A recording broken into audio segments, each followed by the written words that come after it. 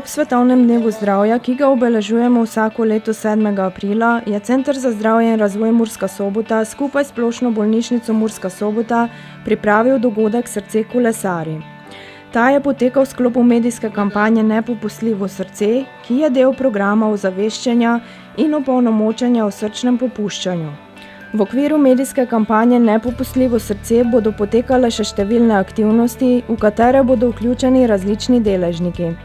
Tokratnega dogodka, ki je bil namenjen telesni aktivnosti in kolesarjenju, so se udeležili člani različnih pomurskih društev upokojencev, in sicer so pred jedilnico soboške bolnišnice, kjer je bilo osrednje dogajanje z aktivnim odmorom, prikolesarili člani društev upokojencev iz Beltince, Obakovcev, Murske Sobote, Kroga Svetahovci ter člani Prekmurskega osteološkega društva Murska Sobota in Društva za izobraževanje za tretje življenjsko obdobje Murska Sobota.